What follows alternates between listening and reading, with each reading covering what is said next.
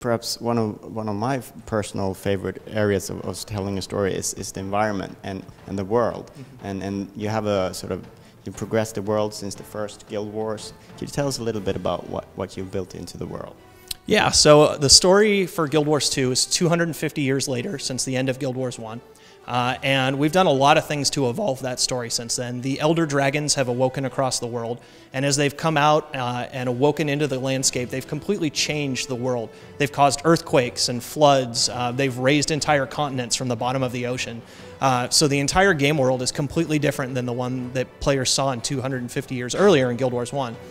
However, there are a lot of key ties that go back to Guild Wars 1 that our players who played the first game are going to recognize. So there may be a city that you remember for Guild Wars 1, and you're off running through this open field, and you're thinking to yourself, this area looks a little familiar. I kind of recognize this, and you're going to come across the ruins of that great city. And there'll be all sorts of things in there that you might recognize. There may be little pieces of architecture that have messages written on them that send you back to Guild Wars 1 and give you, by send you back, I mean they give you information about Guild Wars 1. There's messages left behind by key characters from the first game, where they may give you little tips about what happened to them since the 250 years have passed. So we try to layer a lot of the story from Guild Wars 1 into Guild Wars 2, so there's little hints for our fans who love the first game. But we've also made the story so you don't actually need to know anything about Guild Wars 1 to understand the story of Guild Wars 2, which is really important. You know, people can go out, buy Guild Wars 2, and they don't need to play Guild Wars 1 to understand what's going on. And they'll actually learn the story of Guild Wars 1 through playing Guild Wars 2, through all these little things that we've hidden in the game world that kind of give you the leads back to what happened back then. So if we move on to the races, I understand you've added a new race. Could you tell us a little bit about that race and you know, what it adds to the game? Yeah, so the Sulvari is the new race in Guild Wars 2 that really just right at the very end of Eye of the North, at the end of Guild Wars 1, you get a little hint that this new race is about to awaken. And in Guild Wars 2 is really where you get to find out everything about them, get to join their culture, become a Sulvari, and see their home city, and see everything that they've become. So what they're based on is they're sort of plant people kind of guys. They're born out of this tree that a guy planted down deep in a forest, and he at the base of the tree he left a list of rules. Basically, he left the Doctrine of Ventari, which talks about it's a tablet that lists all the rules that he thought people should follow in this area. And the Sulvari, who were born at the tree that he planted there, they're these little plant people who come out of the tree, and their lives are shaped by this tablet that Ventari wrote. And they follow those rules, and it shapes their culture and who they are. But they're very new to the world. And so what the Sulvari are trying to do is they're going out and they're trying to learn everything they can about the world. You know, they have a shared mind between all the Sulvari where they live in kind of a dream that they're born out of, and they all have memories within that dream that they share. So as different Sulvari learn things, the other Sulvari begin to learn that information as well. So they're really inquisitive. They go out in the world, they try to explore things and find new things, and discover things about the world that the rest of people already know and have known for many years. So you see Sulvari all over the game world, oftentimes in places they maybe shouldn't be, because they're trying to learn about that area, or they're trying to find out what it is or what happens in this place. And they give us a really interesting storyline because of that. They give us a really unique narrative that we don't have with the rest of our races, because it's seeing the world through fresh eyes and unique points of view. All the other races in the world have biases built up over hundreds of years of fighting against each other and all the things that have happened in the world. And the Sulvari don't really know about any of that stuff. And so they get to go out and they get to experience everything from a completely fresh perspective. And it gives us a really unique storytelling mechanism because of that. I think it's kind of hard to find like a unique race or sort of thing to do in a fantasy world, because it's all been done. But they have a very distinct look to them, and we got to see some of their areas, their cities, and both dark and light. And can you tell us a little bit about the philosophy that's gone into that design? Yeah. Like I said, they're at their core, they're sort of plant people. They're a little bit elfish in their ways.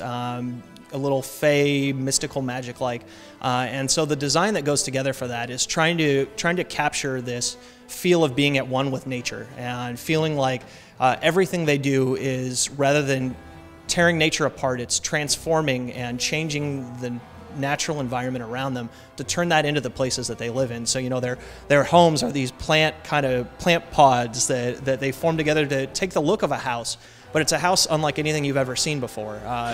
It's really fantastic, the things that our environment artists and our prop artists and concept art teams have been able to do to capture this race's feel within the environments that they live in.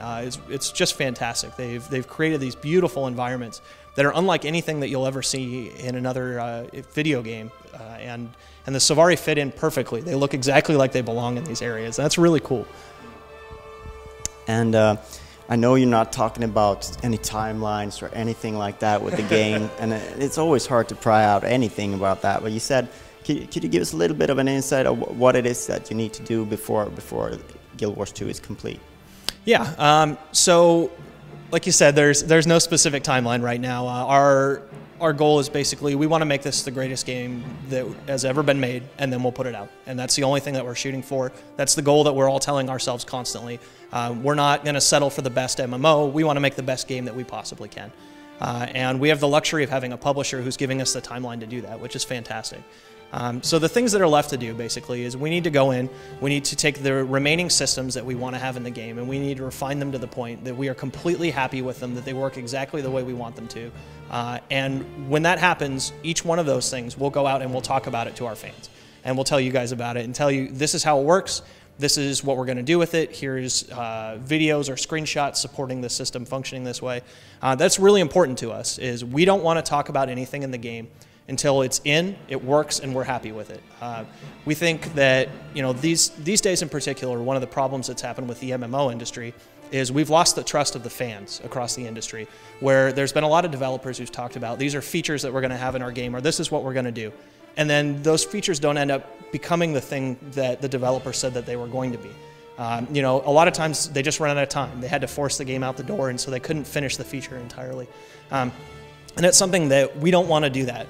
When we talk about a feature, it's going to be in, it's going to be working, and we're going to be pretty much happy with it by the time that we go out and discuss all the details of it. So as we go forward, you'll kind of see as we get closer to being done with the game, we'll start talking about more and more of the features that are left in the game that we haven't talked about yet. So that'll be kind of the first thing you'll see. And then the other thing that we need to do is we just need to finish putting all the content in. It's a massive game world. This is the biggest game by far we've ever built. Sometimes it feels like it's bigger than everything else we've ever done combined. It certainly feels that way to me sometimes. And you know, that is daunting, and at the same time it's really exciting. We're building an absolutely massive game world, and we need to finish just putting everything in that you can play through. And when all of that's in, when it's all working well and we're really happy with it, then we're going to put the game out and we're going to let everybody else play it too. So just for to give a little bit of a personal touch, could you describe like a favorite area of yours, something that you feel is really special? Yeah, so one that I love, and this one's kind of funny, is there's in the Norn home city of Holbrook, there's a mini game there. We're calling these activities that you can play, and it's called the Norn Keg Brawl. And basically what this is it's a 5-on-5 mini game where people are given a bunch of brawling skills where they can punch and kick and knock each other over. And there are two teams matched up against each other, and it's at the edge of a brewery. And the brewery shoots a keg up and lands it out in the middle of the field, and the two teams have to compete to try to get the keg of beer back to their brewer. And the goal is to try to get as many kegs back as you can, and whoever gets the most kegs back wins. And so you're fighting with the other guys, you're knocking each other over, you have all these kind of fun drunk skills that you have. When you pick up the keg of ale and you're trying to run it back, you can dump ale on the ground and make everybody slip and fall down. You can throw the keg of ale back and forth between each other. It's just absolutely hilarious. It's really lighthearted and fun. And we're going to have a lot of mini games like that in Guild Wars 2. It's just kind of fun extra activities people can do in their free time. And that one for me is one of my all-time favorite things in the game. I think it's just really entertaining, and I laugh every time I play it. All right, thank you very much for your time.